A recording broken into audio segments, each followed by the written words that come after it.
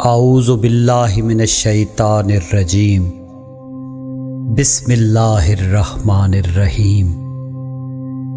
دوستو، یہ اس سلسلے کی 11ویں ایپیسوڈ ہے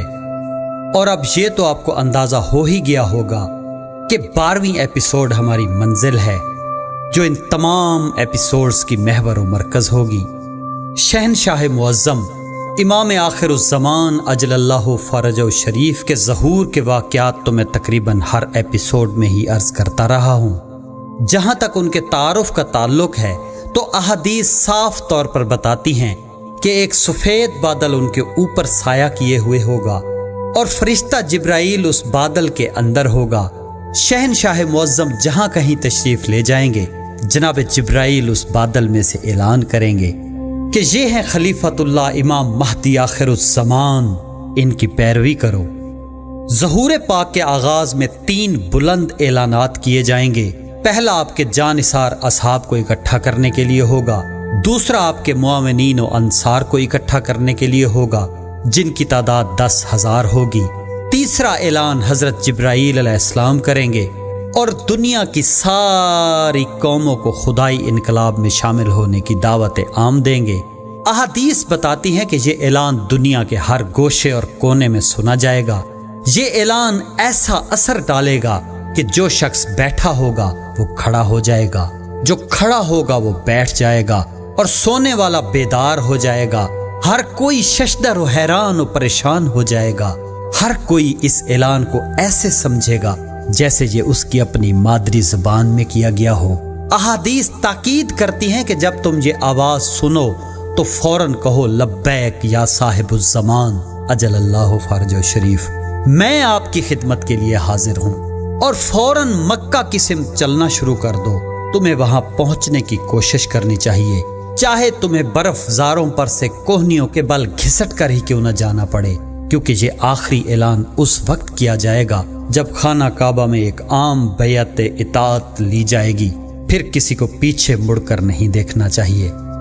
جیسا کہ حضرت عیسیٰ علیہ السلام نے تاکید کی تھی کہ جس دن لوط صدوم سے نکلا، آگ اور گندھک نے آسمان سے برس کر سب کو ہلاک کیا،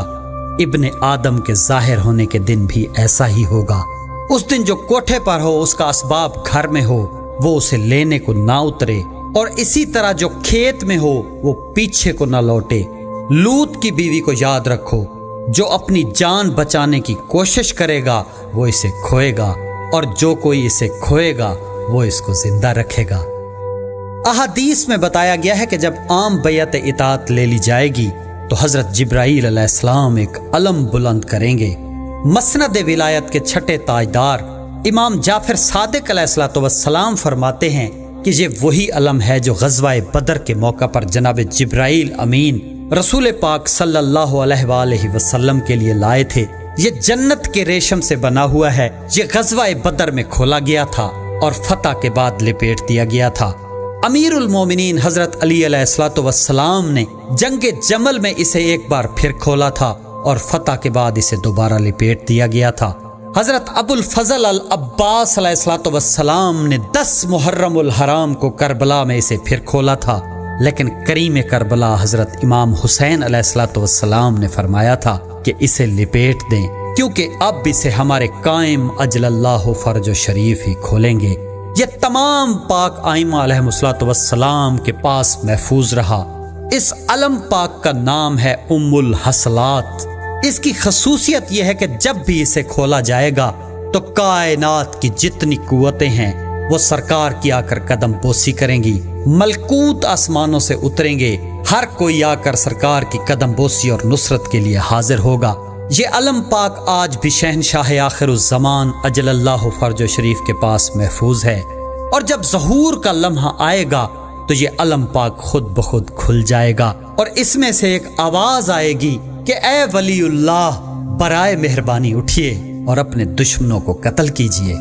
اعلان ظہور کے بعد یہ علم اسرافیل فرشتے کے پاس رہے گا جو اسے فوج کے آگے آگے اٹھا کر چلیں گے۔ مسند ولایت کے 5ویں تاجدار امام محمد باقر علیہ السلام فرماتے ہیں، جیسا کہ ہم اپنے فرزند کو کوفہ کے عقب میں دیکھ رہے ہیں کہ انہوں نے نجف اشرف پہنچنے کے بعد पाक पैगंबर इस्लाम सल्लल्लाहु अलैहि वसल्लम के अलम पाक को खोलने का हुक्म दे दिया है। ये अलम अल्लाह की मदद और नुसरत है, रहनुमाए इलाही। जहां कहीं भी इसके साथ जाएंगे वो अपने दुश्मनों को खत्म करते जाएंगे। इस अलम पाक का रोब और दबदबा 1 महीने में तय होने वाली मुसाफत जितना दूर तक पहुंचता होगा, जिसके ऊपर तहरीर होगा अल इज्जतु लिल्लाह, अल रिफतु लिल्लाह। मैंने अपनी साबका गुफ्तगू में अर्ज किया था कि किताब यसिया में है कि और वो कौमों के लिए दूर से झंडा बुलंद करेगा, उनको जमीन की इंतहा से सिसकार कर बुलाएगा, और देखो वो दौड़े चले आएंगे। ना कोई उनमें से थकेगा, ना फिसलेगा, ना कोई ऊँघेगा, ना सोएगा, ना उनका कमर बंद खुलेगा, और ना उनके जूतों का तस्मा टूटेगा। दोस्तों, इस अलम पाक का जिक्र बाइबल और दूसरी कुतुब समावी के साथ साथ तमाम कुतुब गैबत में मौजूद है,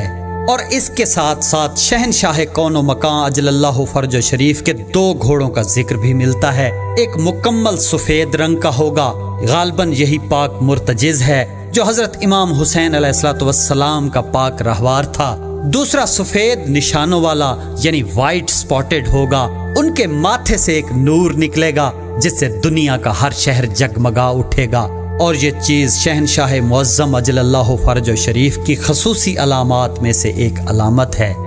ऐसे ही तमाम मज़ाहिब बताते हैं कि शहनशाह आखिरुज़्ज़मान अजलल्लाहु फर्ज शरीफ के हाथ में एक आग बरसाती तलवार होगी। हमारे इस्लामी कुतब में ये रिवायत भी मौजूद है कि जब मक्का में चाहे जमजम को दोबारा खोला गया था तो दीगर आइमा अलैहिस्सलाम की तलवारों के साथ साथ ये तलवार भी पाक रसूल सल्लल्लाहु अलैहि वसल्लम के पाक दादा हजरत अब्दुल मुत्तलिब अलैहिस्सलाम को मिली थी, और उस पर शहनशाह मुअज्जम इमाम महदी अजलल्लाहु फरज शरीफ का इस्म मुबारक लिखा हुआ था।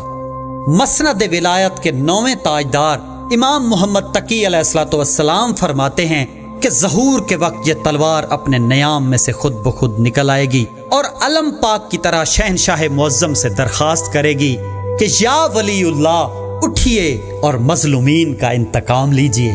इमाम जाफर सादिक अलैहिस्सलाम फरमाते हैं कि यह तलवार पूरे 7 माह तक मुसलसल दुश्मनान खुदा को कत्ल करने में मसरूफ रहेगी। ये भी फरमाया गया है कि शहनशाह मुअज्जम के 313 असहाब की तलवारें जन्नत से नाजिल होंगी, और उनमें से हर एक का नाम उसकी मुतल्लिका तलवार पर नक्श होगा। इसी तरह से उनके लिए घोड़े भी जन्नत से नाजिल होंगे। किताब ज़िक्रिया में है कि उस रोज घोड़ों की घंटियों पर मरकूम होगा खुदावंद के लिए मुकद्दस और पाक।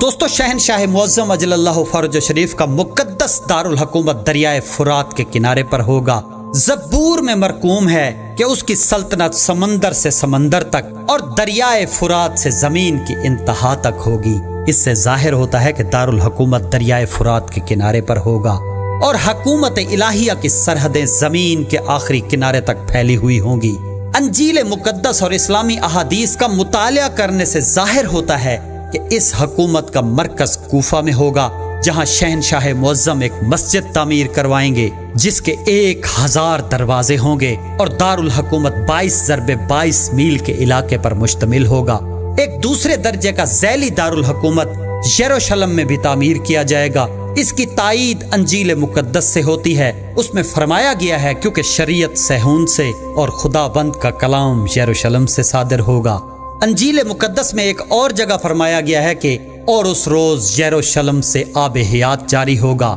यूहन्ना आरिफ के मुकाशफा में ये बात कही गई है कि एक नया यरूशलेम वजूद में आएगा। लफ्ज़ यरूशलेम का मतलब दीनी रहनुमाई का मरकज है, इसलिए मुमकिन है कि कूफा ही नया यरूशलेम करार दे दिया जाए। वल्लाह आलम बिस्सवाब। दोस्तों, दुनिया भर में बहुत से शहरों को सूबाई दारुल हुकूमत बनाया जाएगा। वो सब मुकद्दस शहर होंगे। किताब महदी मऊद और दीगर कुतुब गैबत में उनके नाम भी तफसील के साथ लिखे गए हैं, जिनमें मक्का मुकरमा, मदीना मुनव्वरा, यरूशलेम, सहून, तुर्की, श्रीलंका, कश्मीर, चीन, आज़रबाईजान, रोम और मुल्तान शामिल हैं।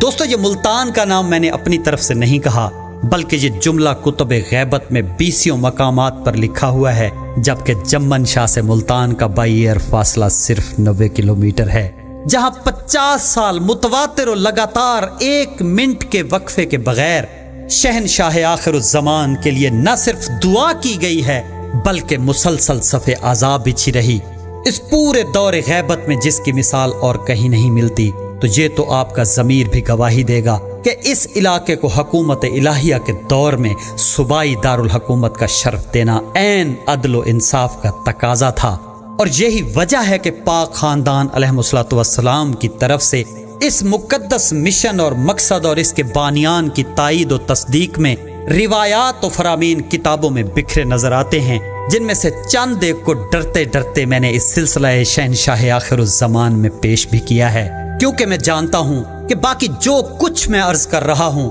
وہ سارا قابل ہضم ہے، لیکن ان ہستیوں کا ذکر شرع کے لیے ناقابل قبول ہے۔ اور یہ بھی عرض کر دوں کہ قدیم دور میں یہ سارا علاقہ ملتان ہی کے انڈر آتا تھا، یعنی اس دور کا معروف مقام ملتان ہی تھا، اور یہ 90 کلومیٹر کوئی بڑا فاصلہ بھی نہیں ہے، کیونکہ میں نے آج ہی گوگل میپ پر چیک کیا ہے کہ اس وقت کراچی کے صرف شہر کی لمبائی 103 کلومیٹر ہے، اور اگر مضافات کو ساتھ شامل کیا جائے تو یہ دائرہ کئی گنا بڑھ جائے گا۔ تو دوستو، انشاءاللہ وقت آ گیا ہے، اس مقام کی وہ عظمت ظاہر ہوگی جو نہ کسی آنکھ نے دیکھی ہوگی، نہ کسی کان نے سنی ہوگی، نہ کسی خیال و گمان میں ہوگی، کہ جو کچھ خداوند مطلق نے اپنے عاشقوں کے لیے جمع کر رکھا ہے۔ اور یہ بھی یقینی بات ہے کہ جو اس علاقے کے لوگ ہوں گے انہیں سزا و جزا بھی اسی علاقے میں دی جائے گی، اور یہی تقاضۂ عدل ہے۔ دوستو، بابا محبوب علی خان المعروف بابا خان، جن کی گود کو یہ شرف حاصل ہے کہ جس میں سرکار السید محمد جعفر الزمان نقوی البخاری دامضی اللہ تعالیٰ نے اپنا بچپن گزارا، جو ایک عارف کامل تھے، ضلع مظفر گڑھ کے ٹاپ 10 زمینداروں میں سے ایک تھے۔ جس وقت جمن شاہ میں دعا پاک کی ابتدا ہوئی تو وہ اپنی جاگیر اور جاگیرداری کو ٹھوکر مار کر جمن شاہ کے پاک مشن و مقصد میں شمولیت کے لیے تشریف لے آئے، اور پھر جب تک زندہ رہے واپس اپنی سرزمین پر قدم نہ رکھا، بلکہ خود کو نصرت حجت خدا کے لیے وقف کر دیا، اور یہ عرصہ تقریباً 26 سال کا بنتا ہے۔ ان کی جمن شاہ کے بارے میں نے بہت سی پیشین گوئیاں سنی تھی، جن میں سے چند خود مرشد کریم السید محمد جعفر الزمان نقوی البخاری سے اور کئی دیگر بزرگوں سے سنی تھی۔ ان میں سے ایک یہ تھی کہ انہوں نے فرمایا تھا کہ اس نگری پاک جمن شاہ میں جو اول ہوں گے وہ آخر ہو جائیں گے، اور جو آخر ہوں گے وہ اول ہو جائیں گے۔ اور اس بات کا مظاہرہ ہم اپنی آنکھوں سے 2003-2004 میں دیکھ چکے ہیں کہ ہر شعبے کے لوگ جو اس شعبے کے اہل تھے اور بانیان مشن کے چنیدہ تھے انہیں تبدیل کر دیا گیا۔ اور پھر اس سے آگے بابا محبوب علی خان فرماتے ہیں کہ پھر ایک وقت آئے گا کہ آخر دوبارہ اول ہو جائیں گے اور اول آخر ہو جائیں گے۔ تو انشاءاللہ وقت آ گیا ہے جنہیں پاک خاندان علیہ الصلوۃ والسلام سے محبت کے جرم میں ذلیل و رسوا کیا گیا، وہ بادلوں پر سوار ہو کر واپس لوٹیں گے، اور ان کی عظمت و شان کو دیکھ کر ایک جہان ششدر و حیران رہ جائے گا۔ تو دوستو، میں عرض کر رہا تھا شہنشاہ آخر الزمان اجل اللہ فرج و شریف کے بارے میں کہ پھر عدالت الہیہ قائم کی جائے گی۔ شہنشاہ معظم اپنی تشریف آوری اور موجودگی سے اس عدالت کو سجائیں گے اور اس کی شان بڑھائیں گے۔ سب سے پہلے متقین اور مظلومین کو بلایا جائے گا، اور ان کو بھی بلایا جائے گا کہ جن کا ایمان و عقیدہ تو صحیح تھا مگر ان کے اعمال ضرورت سے کم تھے، جیسا کہ زبور میں ہے کہ یہ حکم دیا جائے گا، میرے مقدسوں کو میرے حضور جمع کرو جنہوں نے قربانی کے ذریعے سے میرے ساتھ عہد نبھایا ہے۔ قرآن کریم کی سورہ نبا میں فرمایا گیا ہے کہ جس دن ملائکہ اور روح صف بصف کھڑے ہوں گے اور ان میں سے کوئی بھی کلام نہ کرے گا سوائے اس کے کہ جسے رحمان اجازت دے، اور وہ ٹھیک ٹھیک بات کرے گا۔ ایسے ہی سورہ مریم میں فرمایا گیا ہے کہ جس دن کے ہم متقین کو رحمان کے حضور وفد کی صورت میں جمع کریں گے۔ اسی طرح دیگر قرآنی آیات سے ثابت ہوتا ہے کہ متقی و صالح بندے گروپوں اور وفد کی شکل میں حاضر ہوں گے۔ دوستو، بات ہو رہی تھی عدالت الہیہ کی کہ ممبر آراستہ ہوگا، شہنشاہ کون و مکان نیابت الہیہ کی دستار سر پر سجائے عدل الہی کے فرائض سر انجام دے رہے ہوں گے۔ آنے والے اس وقت کی چشم بصیرت سے دیکھتے ہوئے سرکار السید محمد جعفر الزمان نقوی البخاری دامضی اللہ تعالیٰ نے ایک نظم کی صورت میں منظر کشی کی ہے، اور جو راز اس میں افشا کیے ہیں وہ ہمارے لیے ایک دستور العمل بھی ہیں اور وارننگ بھی۔ وہ چشم بصیرت سے دیکھتے ہوئے فرماتے ہیں کہ آراستہ ہے ممبر عدل شاہ امکان، آراستہ ہے ممبر عدل شاہ امکان، ایک روب کا سناٹا ہے عالم پہ پرافشاں، ملکوت ہے صف بستہ با انداز غلاماں، ہیبت سے ہے سہمی ہوئی صفحائے نبیاں،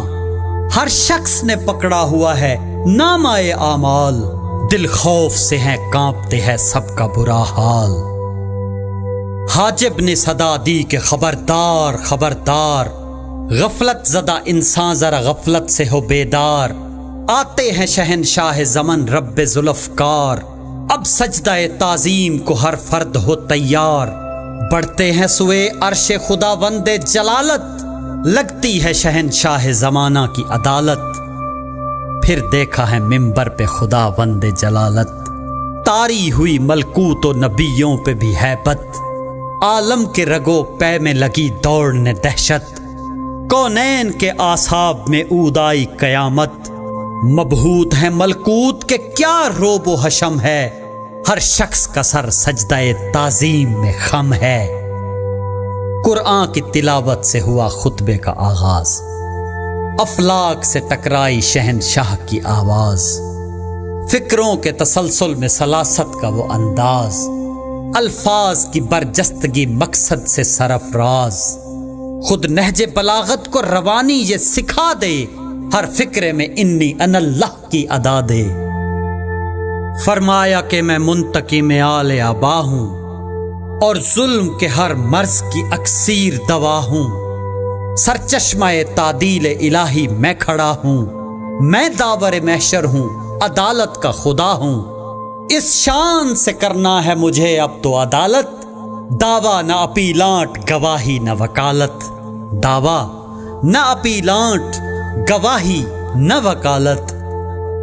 یہ حکم میرا سن لے ہر ایک بالغ و عاقل، جو 20 برس کا ہے جواں دین سے غافل، قتل اس کا ہے واجب کے فرائض سے ہے جاہل، یہ جرم نہیں بخشش و الطاف کے قابل، شک جس کو ہو احکام پہ سر اس کا اڑا دو، ظالم کو بما ظلم بیک ضرب مٹا دو، معلوم ہے دنیا کو جو حق غصب ہوا تھا، خود مانگنے آئے تھے کسی نے نہ دیا تھا، کیا اہل سقیفہ پہ یہ حق فرض خدا تھا، او لوگو تمہیں کس نے یہ حق معاف کیا تھا، تم چاہتے تھے اب پھر سے معظمہ ہو سوالی، لوٹانا انہیں چاہتے تھے تم لوگ بھی خالی، لوٹانا انہیں چاہتے تھے تم لوگ بھی خالی، حق مانگنے ان کا تو وہی آنا بہت ہے، ایک بار کا خالی انہیں لوٹانا بہت ہے، دکھ سہ کے مصائب سے گزر جانا بہت ہے،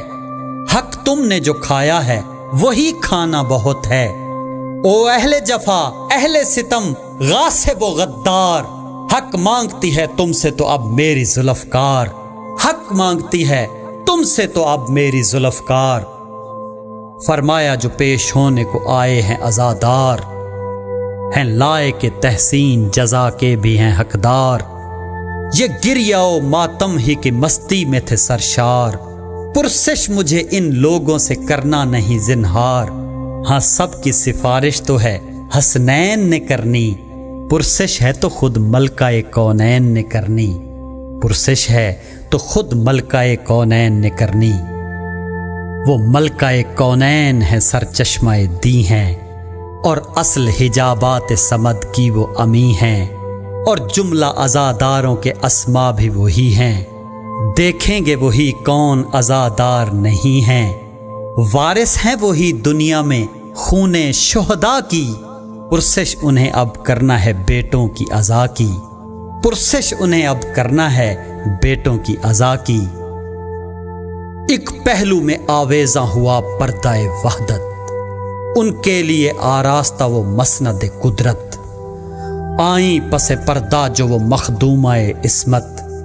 تعظیم کو خم ہو گئی دستار نبوت، مسند پہ ادھر معدن الطاف و کرم ہیں، ملکوت و نبی سجدہ تعظیم میں خم ہیں، ملکوت و نبی سجدہ تعظیم میں خم ہیں، یک لخت ہوئی پردہ وحدت سے یہ گفتار، تم سب میرے شبیر کے آئے ہو عزادار، اور اجر عزا کے سرے میدان ہو طلبگار۔ ہم دیکھنا چاہیں گے محبت کا بھی معیار،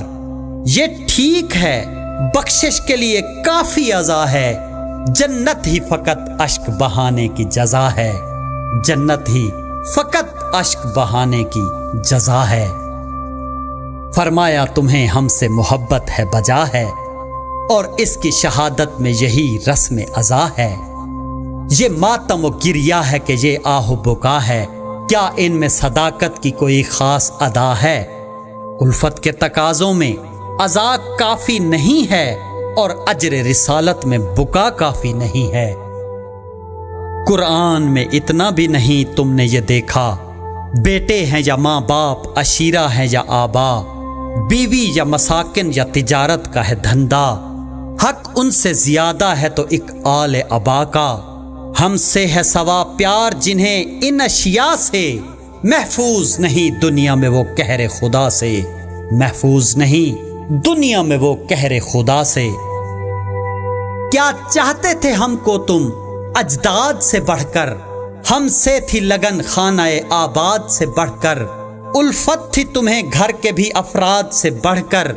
ہم سے تھی محبت تمہیں اولاد سے بڑھ کر۔ جب بیٹوں کے مرنے پہ تھے تم اشک بہاتے، کیا اپنوں کو رونے میں بھی ذاکر تھے بلاتے؟ کیا اپنوں کو رونے میں بھی ذاکر تھے بلاتے؟ ذاکر نہ تمہیں پڑھ کے رلاتے تو نہ روتے، لہجہ نہ دکھی اپنا بناتے تو نہ روتے،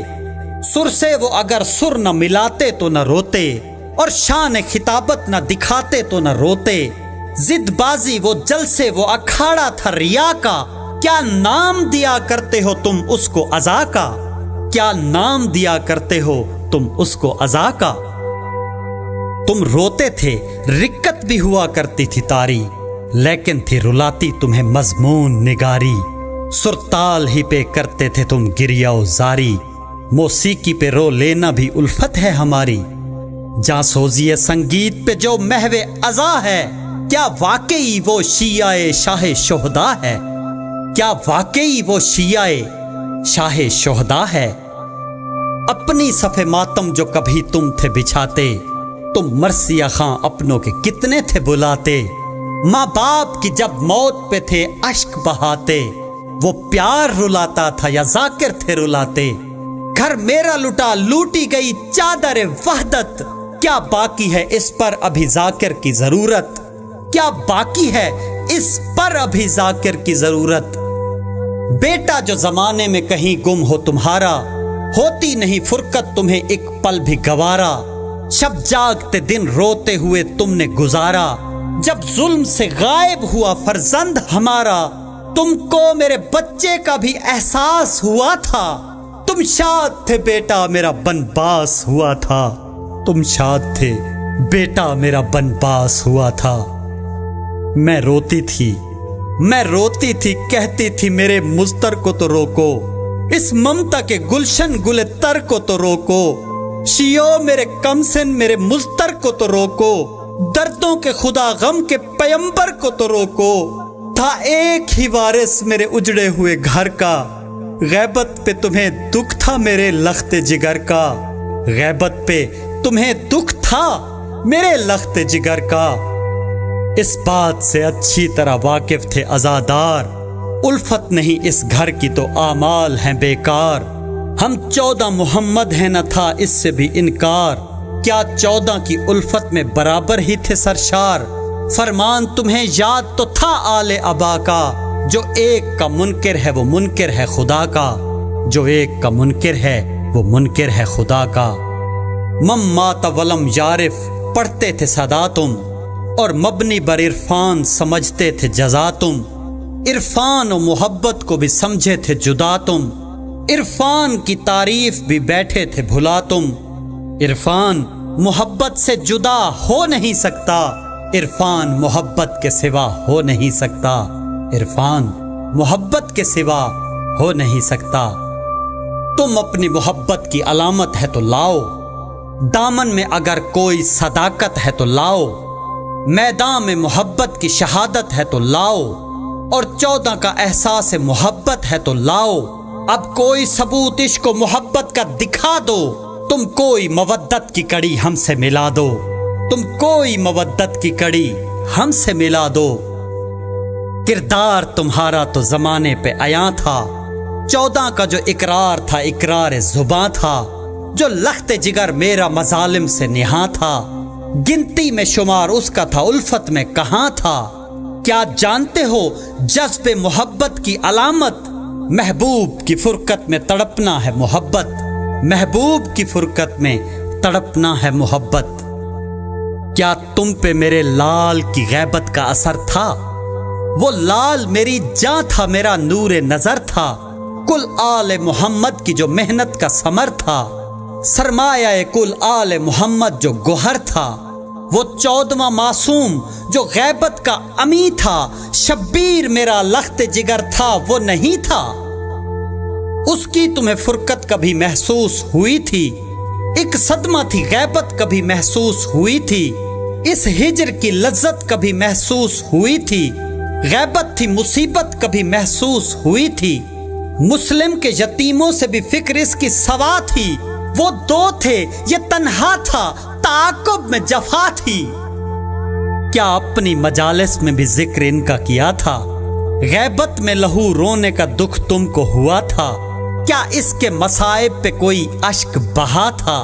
پرسا کبھی اجداد کا اس کو بھی دیا تھا، کیا یہ نہ تھا مجھ بے کس و دلگیر کا بیٹا، سمجھے تھے کبھی تم اسے شبیر کا بیٹا، سمجھے تھے کبھی تم اسے شبیر کا بیٹا۔ تھا اصل یہ اجداد کی دستار کا وارث، ہر پہلو سے تھا حیدر کرار کا وارث، حسنین کے اخلاق و اطوار کا وارث، یہ باقر و صادق کے تھا کردار کا وارث، یہ موسیٰ دوراں تھا زمانے کا رضا تھا، یہ ہادی و جواد کی عظمت کی ادا تھا، یہ ہادی و جواد کی عظمت کی ادا تھا، یہ میرے لٹے گھر کا تھا دنیا میں سہارا، باقی تھا وہی ایک عزادار ہمارا، ہر لمحہ بکا کرتے ہوئے جس نے گزارا، دکھ سارے لیے دل میں وہ سلطان تمہارا، تم لوگوں کے انداز و وفا دیکھ رہا تھا، خود ماتم و مجلس میں ریا دیکھ رہا تھا، خود ماتم و مجلس میں ریا دیکھ رہا تھا، غیبت میں لہو روتا رہا تم کو خبر تھی، ہر آن تھا مصروف عزا تم کو خبر تھی، احساس کسی کو نہ ہوا تم کو خبر تھی، ہم درد کوئی اس کا نہ تھا تم کو خبر تھی، دکھ بانٹے تھے تم نے میرے اس لخت جگر کے، آنسو کبھی پوچھے تھے میرے نور نظر کے، آنسو کبھی پوچھے تھے میرے نور نظر کے۔ ایک سمت اسے گھر کے اجڑنے کا بھی غم تھا، غفلت جو تمہاری تھی ادھر اس کا علم تھا، غیروں کی طرح اپنوں کا وہ مشق ستم تھا، ہر سمت سے سامان اذیت کا بہم تھا، غم خوردہ تھا وہ ملکہ تطہیر سے بڑھ کر، مظلوم وہ تھا دنیا میں شبیر سے بڑھ کر، مظلوم وہ تھا دنیا میں شبیر سے بڑھ کر۔ یوں سمجھو وہ اجداد کی لاشوں پہ کھڑا تھا، تنہائی میں ہر لاش پہ وہ محو بکا تھا، ہر لاش کے سرہانے وہ مصروف دعا تھا، تم لوگوں نے افسوس کبھی اس سے کیا تھا، رسمن بھی تمہاری تو نہ پرسا نہ دعا تھی، اب بولو کہ کس کام کی یہ رسم ازا تھی، اب بولو کہ کس کام کی یہ رسم ازا تھی۔ رونے پہ جزا ہے تو تھے کفار بھی روئے، مصروف ستم سارے ستم گار بھی روئے، تھے شام غریباں کو جفاکار بھی روئے، خود لوٹ کے گھر میرا تھے اشرار بھی روئے، جب برسر منبر سر شاہ شہدا تھا، خود ہند کا بیٹا بھی تو مصروف ازا تھا، خود ہند کا بیٹا بھی تو مصروف ازا تھا۔ کیا اس قدر ارزاں میری اولاد کا دی ہے، اب کا و تبقہ میں کوئی شرط نہیں ہے، یہ دھاندلی دنیا میں بھلا اور کہیں ہے، صرف اشک بہانے کی جزا خلد بری ہے، ہر سو غم شبیر ہے، ماتم ہے، ازا ہے، کیا آخری بیٹے نے میرے جرم کیا ہے، کیا آخری بیٹے نے میرے جرم کیا ہے۔ جب ظلم کے تحفے ہمیں امت نے دیے تھے، دکھ درد کے گھونٹ اس پہ خدا دا نے پیے تھے، زیور میری اولاد کے جس وقت لٹے تھے، کفار نے اس وقت بہت بین کیے تھے، کیا وہ بھی عزادار ہیں شاہ شہداء کے؟ ہو سکتے ہیں اس رونے پہ طالب وہ جزا کے، جو بھی شب عاشور کو فرار ہوا تھا اور ساتھ میرے بیٹے کا دکھ میں نہ دیا تھا،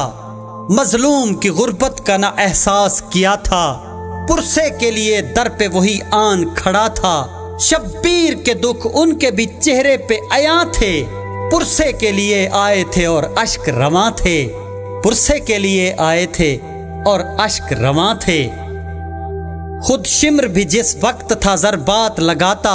ہر ضرب پہ خود شمر بھی تھا اشک بہاتا، شبیر کا سر جو بھی تھا نیزے پہ اٹھاتا، ساون کی طرح اشک تھا آنکھوں سے گراتا۔ یہ رونا بھی کیا داخل احکام عزا ہے؟ کیا خلد اسی اشک فشانی کی جزا ہے؟ کیا خلد اسی اشک فشانی کی جزا ہے؟ جب اہل حرم شام کی گلیوں میں گئے تھے، بازار میں خطبے میری بیٹی نے دیے تھے، ماتم سرے بازار زمانے نے کیے تھے، دشمن بھی ہر ایک بام سے رو رو کے گرے تھے، کیا ان کے دلوں میں بھی محبت تھی ہماری؟ دراصل قیامت تو یہ غربت تھی ہماری۔ تم مجلس و ماتم میں جو تھے اشک بہاتے، الفت تھی یا غربت کے تھے حالات رلاتے، ذاکر تمہیں جب درد کے قصے تھے سناتے، بخشش کے لیے تم بھی تھے چار اشک گراتے، کیا اپنوں کو رونے میں بھی طالب تھے جزا کے، یا مجھ ہی پہ احسان جتاتے ہو عزا کے، یا مجھ ہی پہ احسان جتاتے ہو عزا کے؟ یہ سچ ہے کہ تھے جانتے آداب وفا کو، بے شک ہے کیا زندہ رسومات عزا کو، بھولے نہ تھے تم گریائے شاہ شہداء کو، موجود سمجھتے بھی تھے ہم آل ابا کو، حسرت سے میرا بیٹا مجالس میں تھا آتا، حالت پہ تمہاری تھا بہت اشک بہاتا، حالت پہ تمہاری تھا بہت اشک بہاتا۔ کہتا تھا کوئی شخص تو پرسہ مجھے دے گا، اس گھر کے اجڑنے کا بھی افسوس کرے گا، گھر پاک کی آبادی کے چند حرف کہے گا، بانٹے گا میرا درد سکون مجھ کو ملے گا، کیا اس کو سمجھتے ہو تم آداب عزا کے؟ چند حرف تسلی کے نہ الفاظ دعا کے، چند حرف تسلی کے نہ الفاظ دعا کے، کیا پورے اترتے ہو تم آداب وفا میں؟ یہ ٹھیک ہے کچھ خرچ تو ہوتا تھا عزا میں، کیا حرج یا کچھ خرچ بھی ہوتا تھا دعا میں؟ زحمت تمہیں کیا تھی جو دعا کرتے بکا میں؟